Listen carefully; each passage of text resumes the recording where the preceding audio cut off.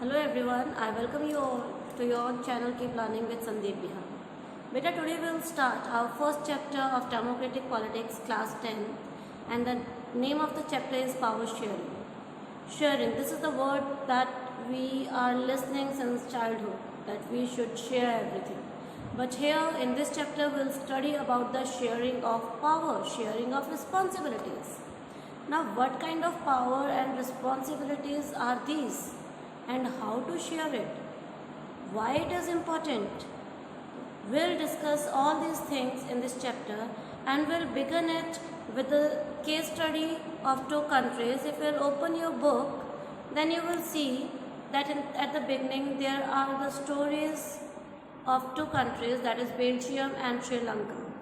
तो first will discuss the case of Belgium. अगर हम लोग बेल्जियम की बात करते हैं बेटा, तो बेल्जियम में जो एथनिक ग्रुप यानी a type of population was divided on the basis of language and various ethnic groups were living there. Ethnic groups, social groups, and Belgium में जो social groups थे, those who were divided on the basis of the language. तो अगर हम लोग Belgium के social groups की बात करते हैं, लिंग्विस्टिक ग्रुप्स की बात करते हैं, तो इट वाज सो कॉम्प्लिकेटेड. अब वो कॉम्प्लिकेटेड क्यों था? This is a very important question, try to understand it. आप देखेंगे ये जो अपर पार्ट है, this is called the Flemish part, and यहाँ पर जो मेजॉरिटी थी that was of the 59% Dutch. Okay, तो यानी कि यहाँ पर डच लैंग्वेज बोलने वाले लोग सबसे ज़्यादा थे. वहीं पे साउथ बेल्जियम में जब लोग आए, तो साउथ बेल्जियम में क्या है, वेलोनिया जो एरिया है यानी जो सदर्न पार्ट है, वहाँ पर फ्रेंच पॉपुलेशन ज़्यादा है. ठीक है. और अगर हम लोग बात करते हैं इस पार्ट की, ईस्टर्न पार्ट के, तो यहाँ पे 1% जो है वो कौन है, हमारे जर्मन स्पीकर्स हैं. तो अगर हम लोग ओवरऑल बेल्जियम की बात करते हैं, तो ओवरऑल बेल्जियम में मेजॉरिटी किसकी हुई? फ्लेमिश यानी डच स्पीकर्स की, क्योंकि 59% जो पॉपुलेशन है वो that is speaking the Dutch language. उसके बाद सेकंड नंबर पर आती है French speakers, that is 40%, and last में है German, those who were only 1%. लेकिन अपोजिट टू इट, ये तो ओवरऑल जो है बेल्जियम की बात होगी. लेकिन अगर हम अब बेल्जियम की कैपिटल सिटी की बात करते हैं, बेल्जियम की कैपिटल है हमारी Brussels. If will talk about the Brussels, the capital city of Belgium, वहाँ पर सीन टोटली ऑपोजिट है. बेल्जियम में क्या है, मेजॉरिटी डच स्पीकर्स की है, लेकिन कैपिटल में, क्योंकि कैपिटल सिटी ऑफ कोर्स किसी भी कंट्री में बहुत मेन रोल प्ले करती है, वहाँ पर डच माइनॉरिटी में थे. वहाँ पर मेजॉरिटी किसकी थी? वहाँ पे फ्रेंच स्पीकर्स की थी. वहाँ पर फ्रेंच स्पीकर्स कितने थे? 80%. फ्रेंच स्पीकर्स कितने थे ब्रसेल्स में? 80%. And Dutch were only 20%. तो कितना गैप आ गया. यानी कि अगर वहाँ पर हम लोग लिंग्विस्टिक ग्रुप्स की बात करें, सोशल ग्रुप्स की बात करें, तो कितने डिफरेंसेस है, कितना कॉम्प्लिकेटेड. नेशनल लेवल पे कोई मेजॉरिटी में है, कैपिटल लेवल पर कोई मेजॉरिटी में है. तो इसलिए इसको क्या कहा जाता था, यहाँ के जो एथनिक कॉम्पोजिशन है that is considered as the very complicated ethnic composition. Next if will see the ethnic groups of Sri Lanka. तो श्रीलंका में क्या था बेटा? श्रीलंका में 2 types of linguistic groups were living there. Sri Lankan Tamilians, and दूसरे थे हमारे सिन्हालास. अब तमिलियंस में भी 2 थे, श्रीलंकन तमिल और दूसरे थे हमारे इंडियन तमिल्स. यानी एक तो वो तमिल भाषा बोलने वाले जो ऑलरेडी श्रीलंका के ही थे, लेकिन जो उनकी भाषा थी, जो उनकी लैंग्वेज थी, regional language, that was Tamil. और कुछ वो लोग जो तमिलनाडु से यानी सदर्न जो हमारा इंडियन स्टेट है वहाँ से जाकर श्रीलंका में सेटल हो गए थे. तो और जो मेजॉरिटी थी वहाँ पर, those were of Sinhalese. Sinhala is the language of Sri Lanka. तो देखेंगे लैंग्वेज के बेसिस पर वहाँ पर हमारे 2 ग्रुप्स हैं, सिन्हालास एंड तमिलियंस. मेजॉरिटी में कौन है? सिन्हालास है. देखो 74% जो है हमारे सिन्हाला स्पीकर्स है, और बाकी जो बच गए वो हैं हमारे 18%, यानी कौन से हैं? Those are Tamilians. अब अगर हम लोग रिलीजन की बात करते हैं, जो तमिलियंस थे वो हिंदू भी हैं एंड मुस्लिम भी हैं, कुछ क्रिश्चियंस भी थे. लेकिन जो सिन्हालिस थे वो मेजॉरिटी किसकी थी? बुद्धिस्ट की। जो सिन्हाला स्पीकर्स थे दोज फॉलोड दी बुद्धिज्म। और क्रिश्चियंस की जो मैं अभी बात कर रही थी, क्रिश्चियंस दोनों ही लिंग्विस्टिक ग्रुप्स के कुछ लोग जो है क्रिश्चियनिटी को फॉलो कर रहे थे। तो देखो कितने सारे लिंग्विस्टिक ग्रुप हमारे दो हो गए मेन, अगर हम लोग देखते हैं, सिन्हालास एंड तमिलियंस। और लैंग्वेज के बेसिस पर देखो वहाँ पे बुद्धिस्ट भी हैं, हिंदू भी हैं, मुस्लिम भी हैं, फिर क्रिश्चियंस भी हैं। ओके, तो this is also very complicated. तो काम कौन करेगा, शासन कौन करेगा, किस तरीके से जो है इन्होंने अभी जो सोशल डिविजन्स थी इसको उन्होंने सेटल डाउन कैसे किया? क्या वहाँ पर डिस्प्यूट्स क्रिएट हुए या they were able to settle down their situation? That will do.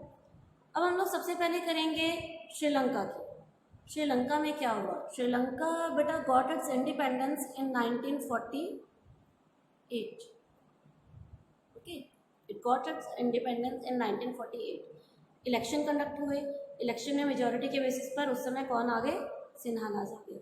लेकिन धीरे धीरे व्हाट दे डिड, धीरे धीरे they started creating the rules in the favour of Sinhala speakers. They tried to make the dominant government on the basis of the majority. अभी उसके लिए उन्होंने क्या किया? In 1956, an act was made in which Sinhala, that act has what it did? It declared Sinhala as the only official language. उसमें क्या हो रहा है? अब उन्होंने सिन्हाला को ही राष्ट्रीय भाषा घोषित कर दिया, यानी तमिल को लैंग्वेज इंपॉर्टेंस उन्होंने खत्म कर दी। फिर आगे क्या किया? Preferential policies favouring Sinhalese in university position and jobs. अब एजुकेशन और जॉब में भी उन्होंने इस तरह के रूल्स बना दिए जिसमें कि जो सिन्हाला स्पीकर्स थे उनको प्रायोरिटी दी जाएगी और तमिलियंस को प्रायोरिटी क्या कर दी गई? कम कर दी गई। Next, state to protect and foster Buddhism. और धर्म की जब बात आई तो रिलीजियस लेवल पर क्या किया? They started spreading the Buddhism. उन्होंने कौन से रिलीजन के ऊपर ज़्यादा ध्यान दिया? बुद्धिज्म पर। And they ignored the other three religions, that was Hindu, Muslim और क्रिश्चियनिटी। अभी इससे हुआ क्या? ऑफकोर्स जो तमिलियंस होंगे will they be satisfied? No, they were not satisfied with it. तो व्हाट दे डिड, अब श्रीलंकन जो तमिल्स थे इंडियन तमिल्स के साथ मिलके व्हाट दे डिड, अब उन्होंने अपने राइट्स के लिए स्ट्रगल करना शुरू किया। अब उस स्ट्रगल के लिए what they did, they launch the political parties and struggle for recognising. अब जो उन्होंने पॉलिटिकल पार्टीज बनाई श्रीलंकन तमिलियंस की, उनके मेन जो ऑब्जेक्टिव्स या उनकी जो मेन डिमांड्स थी वो क्या थी? The first was recognising Tamil as an official language. उन्होंने क्या किया था? ओनली सिन्हाला को ऑफिशियल लैंग्वेज डिक्लेयर कर दिया था और तमिल को टोटली इग्नोर कर दिया था। तो what they wanted, that Tamil should also be recognised as the official language. Second, demanded autonomy, उनको भी पावर चाहिए थी। अब पूरी सरकार मेजॉरिटेरियनिज्म, श्रीलंका में सरकार किस बेसिस पर बनी थी? मेजॉरिटी। अब मेजॉरिटी इलेक्शन की मेजॉरिटी नहीं, सोशल ग्रुप, लिंग्विस्टिक ग्रुप की मेजॉरिटी। तो मेजॉरिटेरियनिज्म की जो सरकार थी उसको वो खत्म करना चाहते थे। Third, they wanted equal opportunity in what? Education and job. अभी हमने पीछे देखा था कि what they did, they made some policies according to which जो प्रेफरेंस थी वो किसको? सिन्हाला स्पीकर्स को दी जा रही थी। तो उन्होंने क्या डिमांड की? They wanted the equal opportunities in education as well as in job. काम तो सबको करना है, everyone want the job, everyone want a good education. Next, political organization was formed demanding an independent Tamil Elam in North and East Sri Lanka. अब श्रीलंका के जिन जिन parts में Tamilians majority में थे तो वो चाहते थे कि उनका हिस्सा अलग कर दिया जाए। They want independent part of the Tamil speakers. लेकिन were Sinhala speakers listening to them? Was the government fulfilling their demands? No, the government did not listen to them. अब इससे हुआ क्या? अब दोनों सिचुएशन, दोनों एक दूसरे के अगेंस्ट जा रहे हैं। सिन्हाला स्पीकर अपनी बात पे अड़े हुए हैं, देवर because they were maintaining the government of the dominance, they were making the government of the majoritarianism, while Tamilians were not satisfied. तो वो गवर्नमेंट की क्या हो गए? अगेंस्ट हो गए। अभी जब गवर्नमेंट और सिटीजन दोनों के बीच में कोई कोऑर्डिनेशन ही नहीं है तो क्या हुआ, there arouse a situation of civil war. अब सिविल वॉर क्या होता है बेटा? सिविल वॉर होती है a situation in which citizen of a nation get against the government. देश के अंदर ही किसी भी कारण से युद्ध की स्थिति जब उत्पन्न हो जाती है, चाहे वो सोशल ग्रुप्स के बीच में है या फिर that is against the government by the citizens और the people of that nation, that situation, युद्ध की स्थिति उत्पन्न होना, that situation is called the civil war. अब वहाँ पे इंटरनल राइट्स हो रहे हैं, बाहर से कोई आके आक्रमण नहीं कर रहा, बाहर से कोई आके उनकी कंट्री में डिस्टर्बेंस क्रिएट नहीं कर रहा, गवर्नमेंट की पॉलिसी के कारण जो लोग थे वही जो है सरकार के खिलाफ हो गए, तो it cause the start of civil war. Both side started distrusting each other, दोनों में भी एक दूसरे के ऊपर विश्वास ही नहीं था।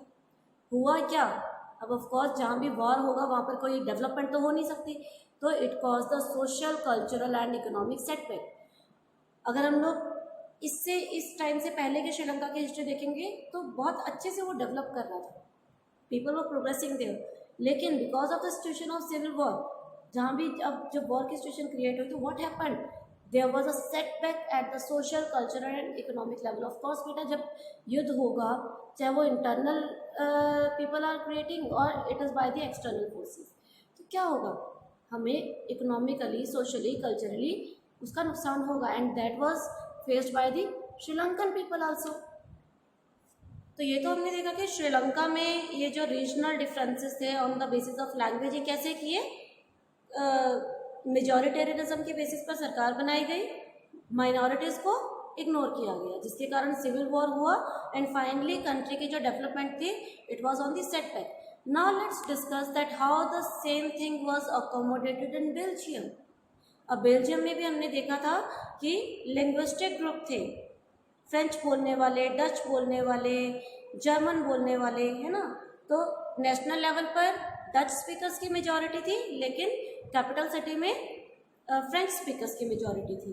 तो अब इस प्रॉब्लम को how did the country accommodate, अभी उन्होंने क्या सॉल्यूशन निकाला, बेल्जियम गवर्नमेंट ने क्या किया, बेल्जियम गवर्नमेंट ने from 1970 to 1993 4 amendments, constitutional amendments were done in Belgium to accommodate the problem of this regional disparity or the linguistic disparity।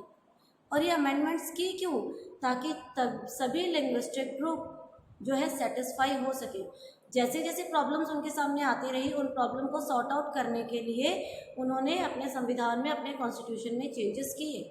So there were 4 major amendments in their constitution from 1970 to 1993. Now what they did, let's see कि उन्होंने कौन सी main चीज़ें की। First, equal number of ministers from Dutch and French speaking areas in the central government। अब जो central government बनी, यानी जो केंद्रीय सरकार थी पूरी कंट्री की, जो मेन गवर्नमेंट थी, उसमें क्या किया उन्होंने, हर लिंग्विस्टिक ग्रुप के according to their proportion, according to their ratio, there were equal number of ministers in the government। Suppose सरकार में या पार्लियामेंट में कह लो टोटल 100 मेंबर्स है, I am just giving an example, तो 50 फ्रेंच स्पीकर्स होंगे और 50 ही डच स्पीकर्स होंगे, दोनों को इक्वल इंपॉर्टेंस देगी। No single community can make decision unilaterally, और इस तरीके से रूल बनाए गए कि कोई भी कुछ स्पेशल इश्यूज पर स्पेशली कोई भी सिंगल पार्टी, या पार्टी की हम लोग बात नहीं करेंगे, हम लोग लिंग्विस्टिक बेसिस की बात करेंगे, तो कोई भी स्पेशल लिंग्विस्टिक ग्रुप के अकेले यस कहने से कानून नहीं बनेगा। The decision can not be taken on the unilateral basis, दोनों की यस होनी वहाँ पर ज़रूरी है, किसी एक कम्युनिटी के डिसीजन को इम्पोर्टेंस नहीं दी जाएगी। It will become a law only it will be passed और agreed by both the communities. Next, transfer of power from the center to the state government will not be a subordinate to the center। अब देखो क्या किया, central government ने अपने कुछ powers distribute कर दी, किसको, स्टेट गवर्नमेंट्स को, राज्य सरकारों को, और राज्य सरकार को जो पावर दी गई, अब राज्य सरकार जो थी, जो वहाँ पे स्टेट गवर्नमेंट थी बेल्जियम की, दोज वर टोटली इंडिपेंडेंट। देखो यहाँ पे लिखा है will not be subordinate, subordinate means answerable. अब जो स्टेट गवर्नमेंट थी उनके अपनी खुद की रिस्पॉन्सिबिलिटी थी अपने अपने स्टेट्स को संभालने की। दे वर नॉट अकाउंटेबल और responsible towards the central government, और सेंट्रल गवर्नमेंट की कोई इंटरफेरेंस नहीं थी उनकी वर्किंग में।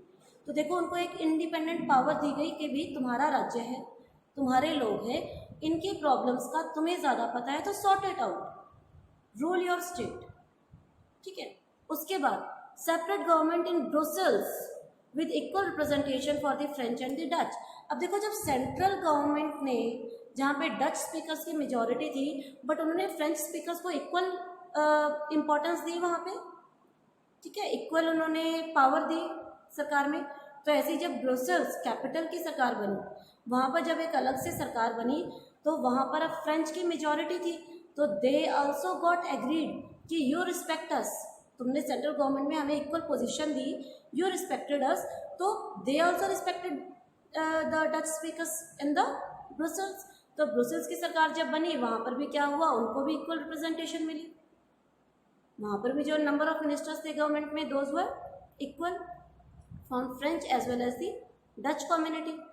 ना फॉर्मेशन ऑफ कम्युनिटी गवर्नमेंट, अब एक उन्होंने तीसरे लेवल की सरकार भी बनाई जिसको उन्होंने नाम दिया कम्युनिटी गवर्नमेंट। अब ये कम्युनिटी गवर्नमेंट क्या थी? Community government was elected by the people belonging to one language community, that is Dutch, French, German. जहाँ पे अब लोकल गवर्नमेंट, जो उन्होंने एक थर्ड लेवल की गवर्नमेंट बनाई लोकल गवर्नमेंट, वो जिस एरिया की गवर्नमेंट थी वहाँ पे किन लोगों की मेजॉरिटी थी, यानी कौन से लिंग्विस्टिक ग्रुप वहाँ रह रहे हैं उनकी सरकार। जहाँ पे डच स्पीकर थे वहाँ पे उनकी सरकार, जहाँ फ्रेंच स्पीकर्स थे वहाँ पे उनकी सरकार। और अब देखो तो इससे क्या था, क्या होगा बेटा, जो लोग थे of different languages they were feeling equally important. वो उनको ये रियलाइजेशन हो रही थी कि यस हमें भी इम्पोर्टेंस दी जा रही है, हमारे एरिया में अगर कोई काम हो रहा है तो हमसे पूछ के हो रहा है, हमें हमारे रिलीजन को, हमारे ट्रेडिशन को, हमारे कल्चर को, हमारी लैंग्वेज को प्रॉस्पर करने का बराबर मौका दिया जा रहा है। ठीक है। अब ये जो कम्युनिटी गवर्नमेंट थी इसका काम क्या था, cultural, education and language related issues, ये सारे कौन हैंडल कर रहा था, ये कम्युनिटी गवर्नमेंट हैंडल कर रही थी। अपने कल्चर को आगे बढ़ाना, अपनी एजुकेशन को उन्होंने कैसे प्रमोट करना है, अपनी लैंग्वेज को आगे कैसे प्रमोट करना है, ये सारी रिस्पॉन्सिबिलिटी उनकी थी। और इसमें स्टेट और सेंट्रल गवर्नमेंट की कोई इंटरफेरेंस नहीं थी, वो किसी तरीके से उनको इंटरफेयर नहीं कर रहे थे कि तुम अपनी लैंग्वेज को क्यों प्रमोट कर रहे हो, उनके ऊपर कोई बाउंडेशन नहीं थी। श्रीलंका में क्या हुआ था, श्रीलंका में हर चीज़ में सिन्हालास को, जो सिन्हाला स्पीकर थे सिर्फ उनको इंपॉर्टेंस दी जा रही थी, ऑफिशियल लैंग्वेज सिन्हाला को बना दिया था। लेकिन बेल्जियम में देखो टोटली ऑपोजिट हो रहा है, सबको इक्वल इंपॉर्टेंस दी जा रही है, फ्रेंच, डच सबकी सुनी जा रही है, सरकार में इन दोनों की इक्वल शेयरिंग है। जहाँ पर जर्मन्स है कम्युनिटी गवर्नमेंट में, उनको अपने कल्चर को, देखो जर्मन्स वर ओनली 1%, लेकिन कम्युनिटी गवर्नमेंट में उनकी भी एक इक्वल प्लेस है। तो यानी people got what ever they want, they got equal respect, they got the dignity, है ना। तो इससे क्या होगा, अब लोग खुश होंगे कि परेशान होंगे, कहाँ की जनता खुश होगी, बेल्जियम की या श्रीलंका की? ऑफकोर्स बेल्जियम की। अगर हम लोग देखते हैं तो सबको पावर मिल गई, सबको इक्वल राइट्स मिल गए, सबको equal social and political rights मिल गए, तो कोई इशू अब वहाँ पर था ही नहीं। तो अब रिजल्ट क्या हुआ, अब रिजल्ट क्या होगा, जब सबको इक्वल राइट्स मिल रहे हैं तो कंट्री यूनाइटेड। अब इससे क्या हुआ, कंट्री में जो यूनिटी थी वो बढ़ गई। क्यों? Because they respected the feelings of each other, they respected the feelings of other linguistic groups also, है ना। उन्होंने लोकल लेवल तक को, कॉमन पीपल तक को उन्हें राइट्स दिए जो प्रॉस्पर है पर्टिकुलर कम्युनिटी। और इसके रिजल्ट से क्या हुआ, जब यूरोप की कुछ कंट्रीज़ ने मिलकर एक यूरोपियन यूनियन बनाई तो दे respected the accommodation of Belgium so much कि उन्होंने उस यूरोपियन यूनियन का हेडक्वार्टर किसको बनाया, ब्रुसेल्स को।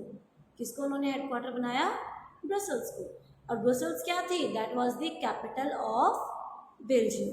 तो देखो कितने अच्छे से उन्होंने जो है अपनी प्रॉब्लम को सॉर्ट आउट किया, सभी लोगों को सेटिस्फाई किया, एवरीवन वाज हैप्पी, और किसी को भी किसी तरह की प्रॉब्लम नहीं हुई, है ना। प्रॉब्लम उन्होंने बहुत अच्छे से सॉर्ट आउट की। लेकिन श्रीलंका में क्या हुआ था, श्रीलंका में there was a civil war. तो अब अगर हम लोग दोनों ही कंट्रीज़ को कंपेयर करते हैं, बेल्जियम एंड श्रीलंका, तो क्या हमारे सामने रिजल्ट निकल के आते हैं। सिमिलैरिटीज़ क्या थी दोनों में? दोनों में सिमिलैरिटीज़ ये थी that both are democracies. Democracy तो देखो बेटा श्रीलंका भी थी, क्यों? वहाँ भी इलेक्शन हुए थे, इलेक्शन के बाद जो है मेजोरिटी के बेसिस पर सरकार बनी थी। डिफरेंसेस क्या थे? डिफरेंसेस थे कि अब उस डेमोक्रेटिक गवर्नमेंट ने अपनी कंट्री की जो डिस्पैरिटीज़ की जो प्रॉब्लम थी उसको सॉर्ट आउट कैसे किया? श्रीलंका ने मेजोरिटेरियनिज्म के बेसिस पर किया, बेल्जियम ने इक्वल राइट्स के बेसिस पर किया। What is unique about Belgium? अब यूनिक की जो एकोमोडेशन थी उसमें खास बात क्या थी? उसमें खास बात ये थी कि leaders have realise that unity of the country is possible only by respecting the feelings and interest of different communities. अब वहाँ की जो गवर्नमेंट थी, वहाँ के जो लीडर्स थे, उन्होंने किस चीज़ को इम्पोर्टेंस दी? उन्होंने क्या सॉल्यूशन निकाला कि अगर हम लोग देश को एक रखना चाहते हैं, if we want to be united, first we have to respect everyone, है ना। फैमिली में क्या होता है? फैमिली हमारी एक होकर तब रहती है जब फैमिली में छोटे बड़े सभी एक दूसरे की रिस्पेक्ट करते हैं, एक दूसरे की बात सुनते हैं, एक दूसरे की बात को समझा जाता है, तो हमारे अंदर बॉन्डिंग ज़्यादा अच्छी होती है। लेकिन अपोजिट टू इट, अगर सभी अपनी अपनी चलाएंगे तो फैमिली में भी डिस्प्यूट्स क्या हो जाते हैं? बढ़ जाते हैं। तो श्रीलंका में वही हुआ, डिस्प्यूट्स बढ़ गए, बट बेल्जियम ने अपनी यूनिटी को और स्ट्रॉन्ग किया by respecting the feelings and interest of other regional communities on the basis of language. Now, what was the drawback in the system of followed by Sri Lanka? तो श्रीलंका में भी election हुए थे, तो कमी क्या थी उनकी जो एकोमोडेशन थी उसमें क्या कमी थी? तो डोमिनेंस ऑफ मेजॉरिटी कम्युनिटी, जो सबसे बड़ी कम्युनिटी जो उसमें कमी थी वो क्या थी? जिन्होंने मेजॉरिटेरियनिज्म को बढ़ावा दिया कि हम नंबर में ज़्यादा हैं तो हमारी पावर ज़्यादा होगी, वी आर पावरफुल। तुम तो 10-15 लोग हो या तुम माइनॉरिटी में हो तो हम लोग तुम्हारी बात नहीं सुनेंगे, you are not important for us, तुम हमारी कंट्री में तुम्हारी कोई वैल्यू ही नहीं है। ऐसा लोगों को एहसास दिलाया गया। अब जब लोगों को इग्नोर किया जाएगा, उनके इंटरेस्ट को इग्नोर किया जाएगा, तो ऑफकोर्स क्या होगी? प्रॉब्लम तो क्रिएट होगी, जो कि श्रीलंका में भी हुई। तो इससे हमने क्या देखा बेटा? दोनों ही कंट्रीज़ की केस स्टडी से व्हाट वी हैव अंडरस्टूड कि दोनों ही डेमोक्रेटिक कंट्रीज होने के बावजूद the situation, the political and social situation in both the countries were totally different. One settled it down so peacefully, that is Belgium, while others created such a situation that there was a civil war in the country. I hope that situation of both the countries are clear to you. Here this topic is finished. We'll continue our chapter in the next class. Till then, take care and have a good day.